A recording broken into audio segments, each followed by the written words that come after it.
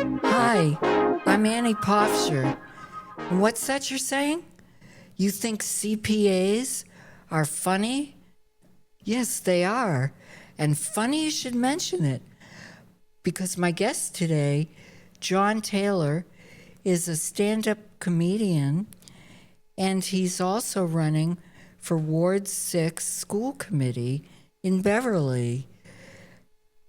And among the topics we're going to speak about is the importance of humor in elective office. I'm smiling already. So thank you for coming, John. Well, thank you great for to see having me you. in. It's wonderful to be here. Thank you.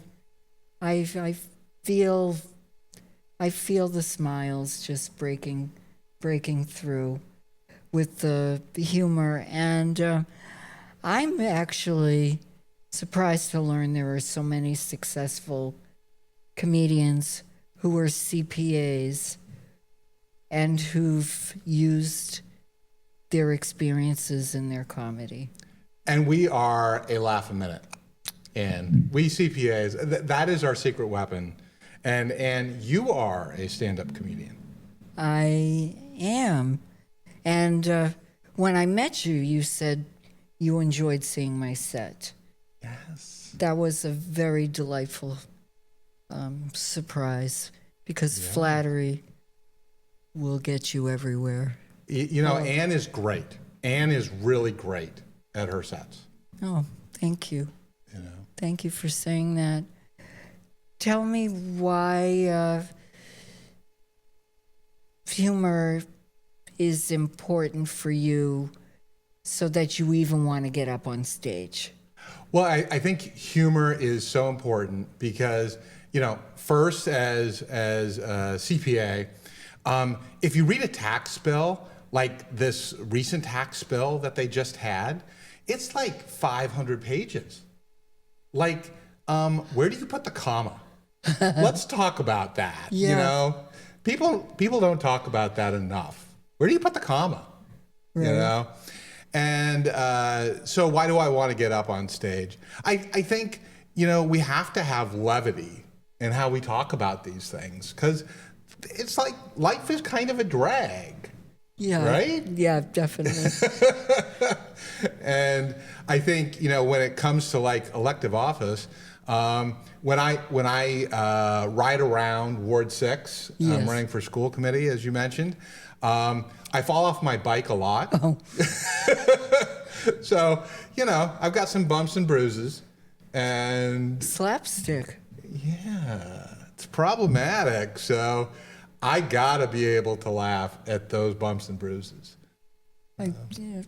Funny you should have mentioned it, actually. I've been talking a lot about how I learned to ride a bicycle and how I fell off constantly until doubt I this. finally got the trick. So we're all a work in progress, aren't we? I think that is so true. Work in progress, you know. And I should probably give a plug to where we do our comedy, how we know each other. Yeah. Off Cabot at number 9 Wallace Street in Beverly.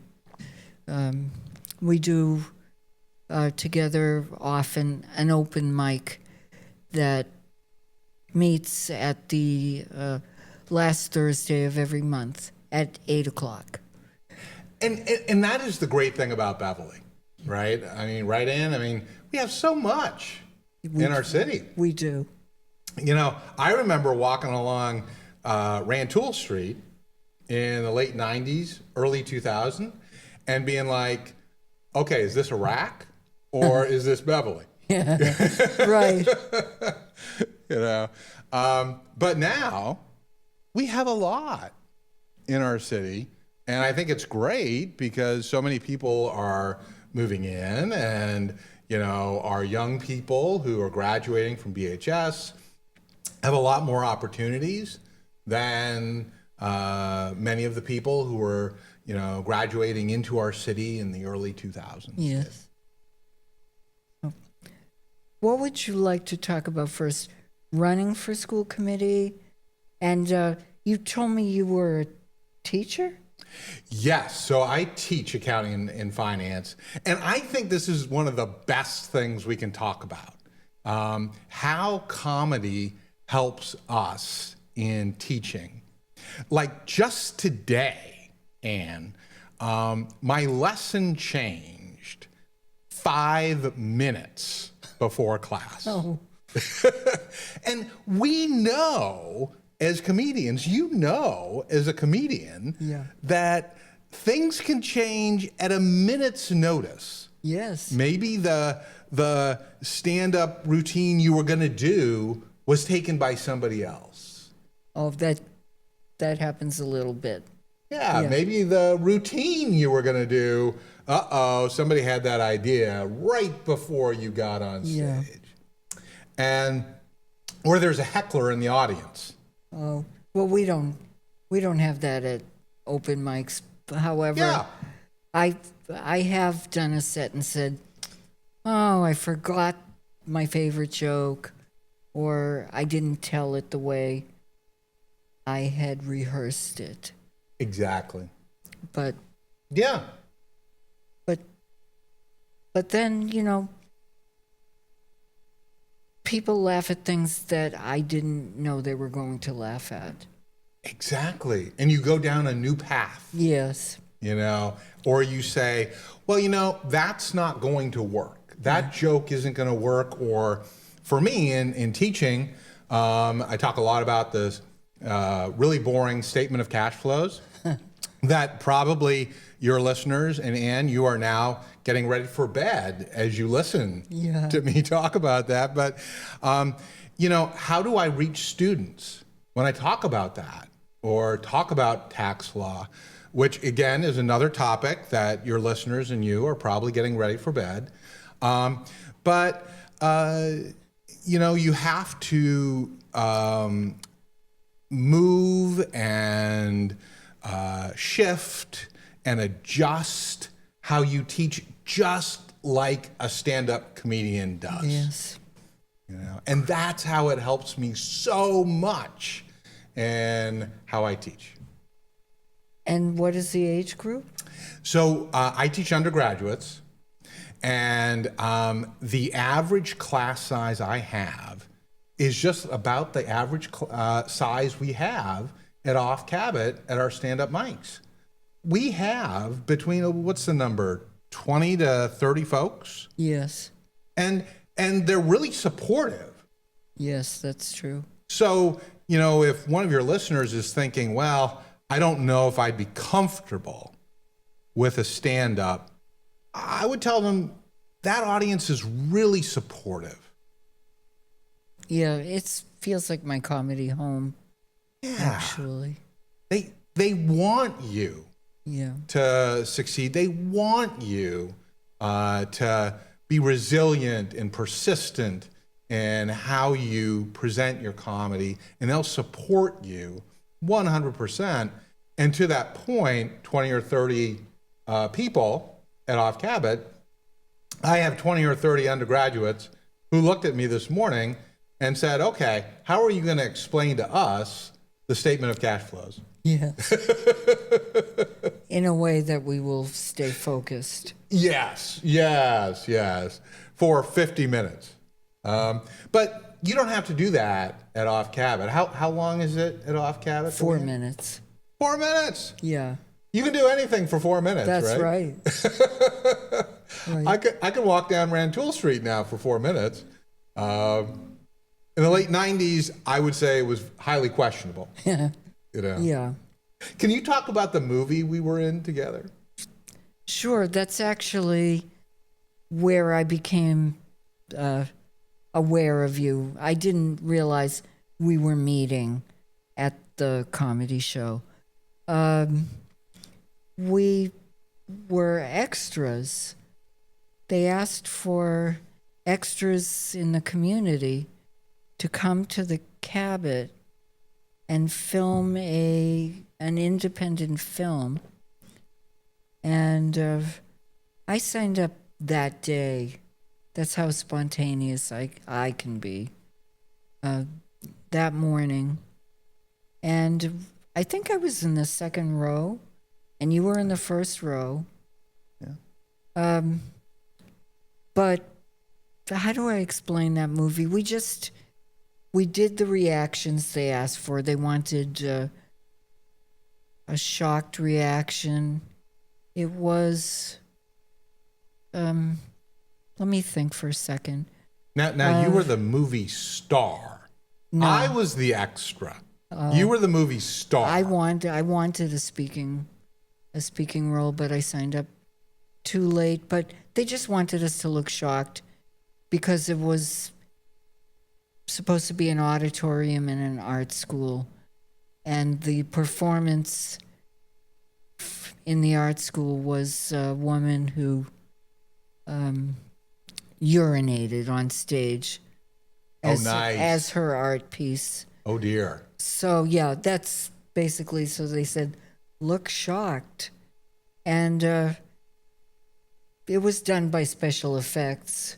I mean, what we saw was water being poured out of a bottle. Now, thankfully, and when I am running as a candidate, I have not yet urinated in front of anybody. Wow, you were very transparent. But I have acted shocked in our as an extra in our movie. You know, it's easy. It's easy to make funny faces. You know, on demand. Yes. Act shocked. Exactly. Laugh. It is. And I think that speaks to the fun of stand-up comedy, right, Ann? Yes. I mean, you can do anything for 4 minutes. How long was that movie set we did? We were there for 3 hours. But it was only like, a couple of minutes that you would do this shocked reaction or laughing or whatever. Yeah, and eating pizza. Oh, that was good. Remember they fed us pizza? I can't remember the kind of pizza. What kind of pizza did we have? Well, it was cheese, but I don't know where it was from. Yeah. If it was from Little Italy, I'm okay with that. Do you have a favorite pizza shop here in Beverly? I'm still learning about the pizza. I haven't been eating pizza, but Little Italy has always been a sentimental favorite of mine. Nice. I should probably eat less pizza but I've been kind of carbo loading. Yeah. Because I have been riding the bike as I seek elective office around Ward 6. Yes. Because you can't really park anywhere. Oh. Yeah, so you get your exercise in. I get my exercising because I have the whole pizza addiction. I see. Yeah. When I was younger, I had trouble keeping weight on. I ate pizza to put weight on. Ooh. Lucky. I've always been different. I was told I was super skinny, so I ate pizza to gain weight. But I also like Soma pizza. Oh, Soma's good. But that's, an individual pizza. Oh, yeah. And sitting down. But when I think of pizza, I think of eating and running, Ooh, I like that. Running. Yeah, not literally, but just gobble it down, gobble it and go. Now, I want to ask you, what are you thinking, speaking of running, what are you thinking of marathons? I've been thinking about half marathons and marathons. You mean in Beverly or in general? In general, yeah. Well, I think they're pretty cool. I walk a lot, but I don't run. Mm-hmm. But I'm interested in the New York Marathon, like being there one day, or the Berlin Marathon, being there one day. Oh, and the Boston Marathon.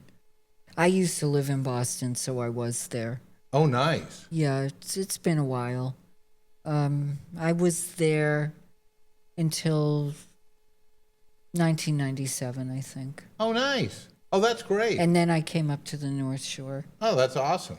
But, yeah. Yeah. I've been thinking I would do a marathon, and the way I would do a marathon, Ann, is I would take maybe the transit bus for 25 of the 26.2 miles, right? I see.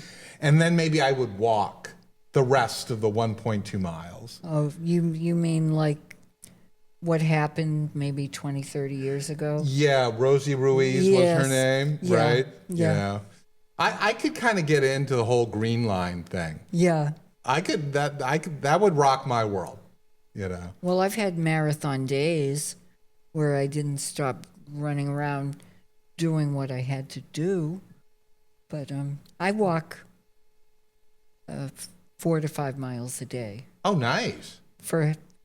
I do it for health, Oh, nice. but I should walk 4 to 5 miles a day. So I count as the should walk. I see. You do the walking. Well, I don't. My day isn't filled up with teaching and being a CPA and. You know, I did complain to somebody. I really shouldn't complain, but I did complain to somebody that I have the 3 jobs. I teach, I'm the CPA, and I am running for elective office.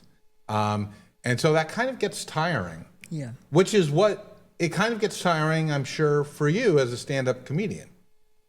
Well, having to be anywhere is a little tiring. Yeah. Sometimes.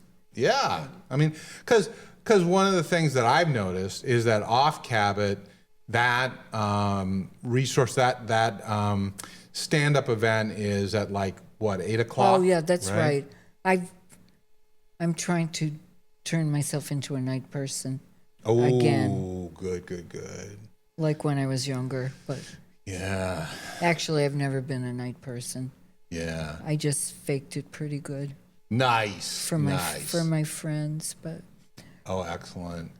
Excellent. I also tried to become a bar person yeah. when I was younger, but I never, but the whole problem was I didn't like alcohol. Yeah. So Yeah. what do you do with that? Well, you find a bartender who's delighted to give you a glass of water. Yes. So I go to Off Cabot, Yes. the place where we do our Yes. stand-up, and I say, can I get a Coke? Yeah. I think they all look at me and go, what are you doing? Oh. But they're great. Well, they have mocktails. That's true. So a Coca-Cola's not that much different from a mocktail. Is it? That's true. And I had my first mango flavored mocktail at it was some gathering, I can't remember. Maybe it was in Peabody or something.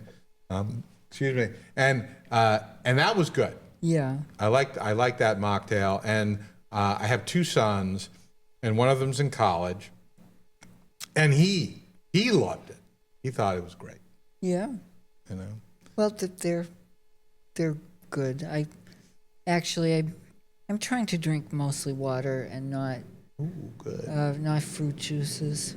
But that's just where I am right now in my journey and my health journey. But if you can enjoy a mocktail, I think that's wonderful. But I like to have, when I'm performing, I like to have What do you a like? drink. I like gin and tonic. A little gin and tonic when you perform. Yeah. Okay. Not because I need to relax, but just part of the fun. Oh yeah, it's a great time. And like I said, everybody. I mean, I don't know about you, what your perception is, but I think everybody there is really supportive. Yes. You know. Yeah, And they are. really helpful. And you can fill out the thing. There's like a sign up, right, with Troy, and you can choose to go on or just choose to listen. Yes. You know, and that's great. So you can kind of get a sense of what it's like. Oh, and did you do improv there too?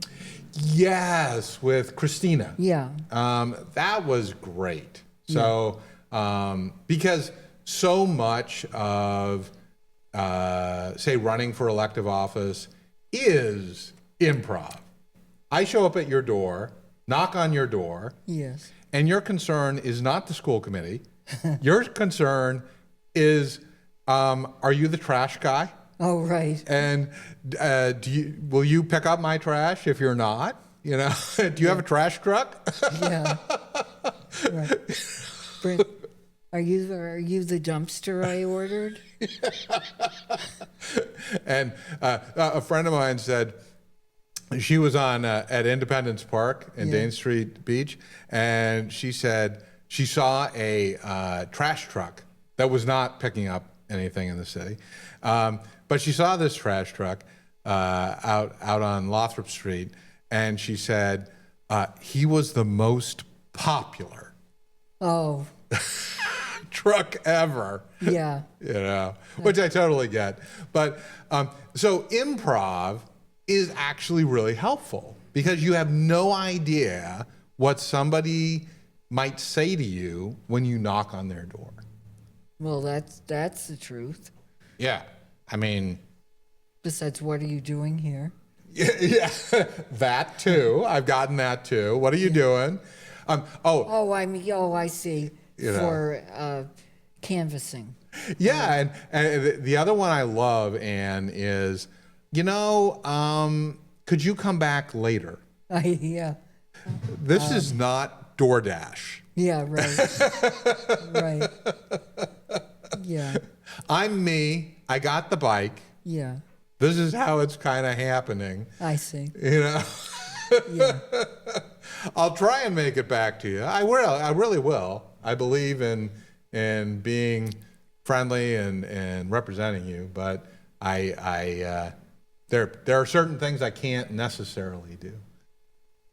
Like, come back at a convenient time. Right. So it would be like saying to Troy or somebody at Off Cabot, I can't do the stand up now when you call. But how about 9 o'clock tomorrow? I don't think so. When I'm more awake.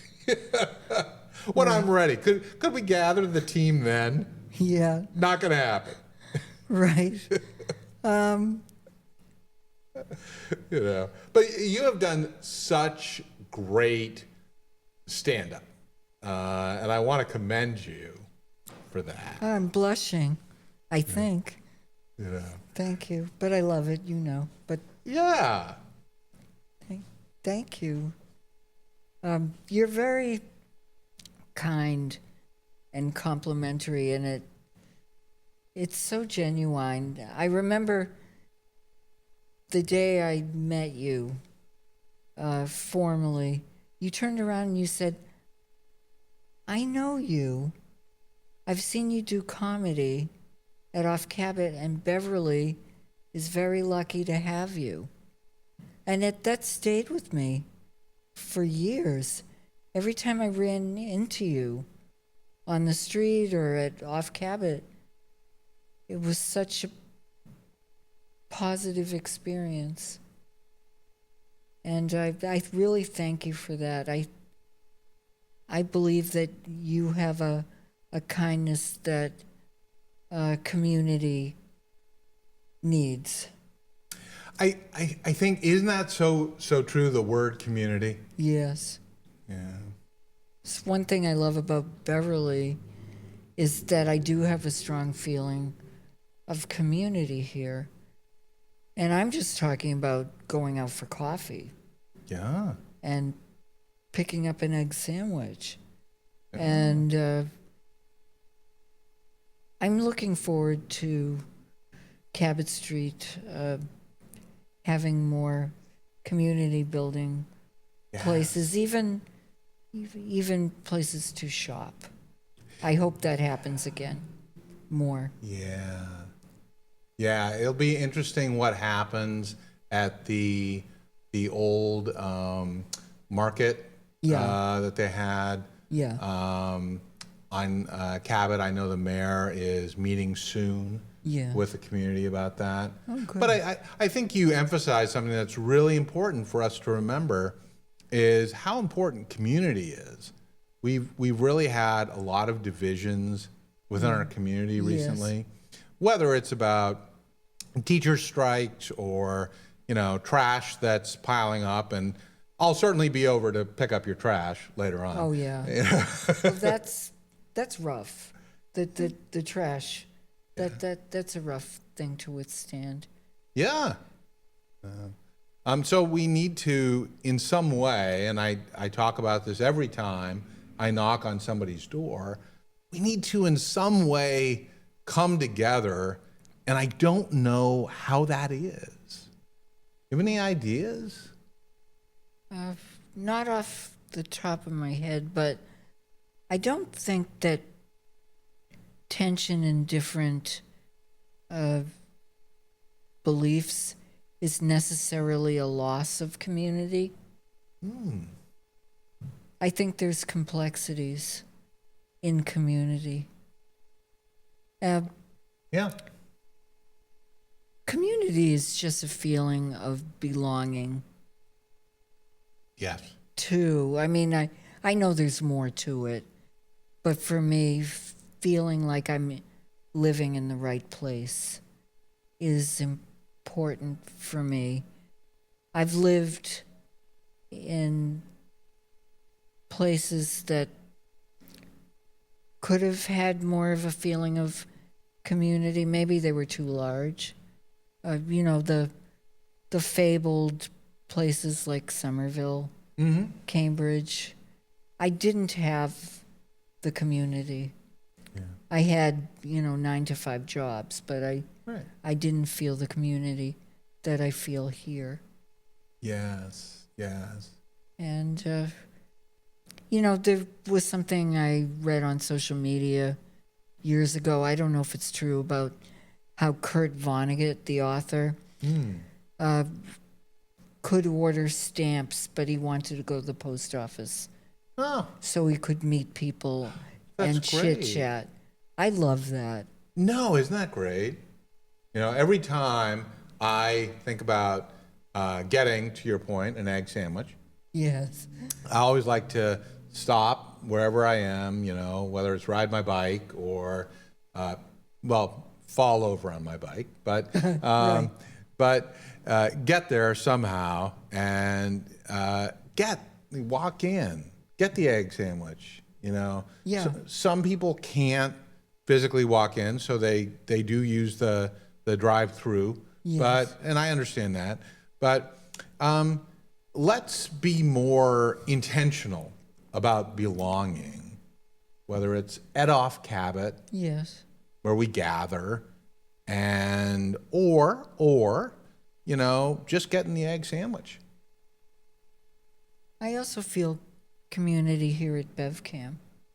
Yeah. I've come in, I've asked for help with media, and I've had great laughs and I've learned a lot. Here, I think this is a tremendous resource. I agree with you. I mean, I feel community, even when I get my traffic ticket, because I have to go to the city clerk to pay my traffic ticket. Oh, that's delightful. You do have a sense of humor. The importance of having a sense of humor when you get a traffic ticket. Yes. Well, I think it speaks as well, Anne. We can't take ourselves so seriously. That's right. And I don't know how I knew that that's wise words, but in my high school yearbook, my saying on the page was, "Blessed is the woman who can laugh at herself. She will never cease to be amused." How did I know that I would never cease to be amused? Sometimes, oh great, I'm being amused again. Yeah. I mean, from your work at Off Cabot as a stand-up that when we laugh, that's the greatest medicine. It is. You know? It's not just a cliche, or it really is. It's a wonderful thing that we have. As a matter of fact, I had some surgery. I had all the medical team laughing. Oh, good. And one of the nurses came to see me do comedy spontaneously. She brought her mother with her. It was a wonderful thing that happened. But, even though I can't really do math, that was always my weak link in school. I am kind of deadpan, like I would imagine a CPA would be. And I didn't realize, I'm not sure if Bob Newhart was an accountant or a CPA, but he was pretty deadpan and pretty funny. He was good. When you look at section, so I want to give you an example. Can I give you an example from tax law? I'd love that. So, you remember Mary Lou Retton? She was a gymnast. Yes. So for those who don't know, especially our young people, if you can do a backflip, which I cannot do. Can you do a backflip? No. Okay. I never could. Okay. Well, I probably once could do a backflip when I was maybe 2. I'm impressed. But I had a young lady do a backflip in front of me in an effort to convince me that school should be canceled for the year. Oh. Okay. So back in the 70s, Congress was really worried because there was this girl named Nadia Comaneci. Yes, I remember. Yeah. She was really good at backflips. She was a Romanian gymnast. I think she was like 14. And Congress was like, oh my word, all the backflips are going to be done by Romanians. We have no backflippers, So Congress set up this section 501c3 and said, well, you know what? All the backflippers don't have to pay taxes. Really, a true story. I didn't know this. True story. This is crazy. This is insane that Congress would do this. But this is called tax law. Wow. All backflippers do not have to pay taxes. So school was not in Beverly canceled because she did a backflip. Well, she tried. She did. But if she becomes an advanced gymnast who maybe goes to the Olympics, maybe she won't have to pay taxes. Maybe. Well, I better get with it and start trying. I mean, Ann, I don't know what's going on here. Yeah. I didn't know there was a tax incentive to do a backflip. How about a back roll? That's what I was good at when I was little. Somersault. No. Now, Mary Lou Retton, who was finally the girl who came in about 15 years after this Romanian gymnast who could do backflips. Yeah. Finally, 15 years later, after this tax law was passed, we had Mary Lou Retton, who was this American, who could do backflips and didn't have to pay taxes, by the way, due to this tax law. Anyway, yeah. But she only did backflips, no back rolls. Oh, okay. On the balance beam. I can't remember. I remember watching it, but there's so much I don't remember. I mean, my memory goes back to Peggy Fleming, but in the ice capades and the ice follies, which was better. No. Yeah, people argue about anything, like which is better, the ice follies or the ice capades. And apparently in Boston, we have an event where it's called like the USA Nationals for gymnasts, Oh, where you can go and see the best gymnasts in the United States. wow. And they're selected to be on the U.S. Olympic team. And I think BevCam is laughing at me. Well, that's what you wanted. So I did say CPAs were funny. So now I feel like I spoke truth. That's always a good feeling. And humor inspires you. Anything else? You know, I think, Ann, truth to power is what you talked about, right? Yes. You know, the importance of community and laughter Yes. as the best medicine. Okay. You know, whatever we do, if we have laughter about it and we remember, you know, that we're not the most important thing, whether we're Mary Lou Retton or some gymnast. Oh, you mean like having humility? Some humility. You know, whether we do backflips or back rolls. And you're going to bring humor into school committee if. You know, it's more of a backflip kind of Okay. thing. Oh, okay. All right. So we might be doing backflips at the school committee. Okay. Well, I'll watch. Nice. So, is there anything you would like to wrap up with? You know, I think there are three things that I want to make sure we do on the school committee, and I'll wrap up quickly. We want to have community. We want to have more communication, which we do at Off Cabot amidst our stand-up comedians. And we want to have more representation on the school committee where people in our community can reach out to local government and where government reaches the people, wherever they are, like at Off Cabot Yes. with our stand-up comedians. Those are the three things that we want to do. More community, more communication, more representation. Well, it sounds wonderful. And your area of Ward 6 is part of the Cove? So it's Beverly Farms, it's Centerville, Upper Dodge, Montserrat. And we have families who go to elementary schools in North Beverly, in Hannah, Centerville, and Cove Elementary. And of course, everybody feeds into Beverly Middle School and Beverly High. Okay. So we cover almost the entire city.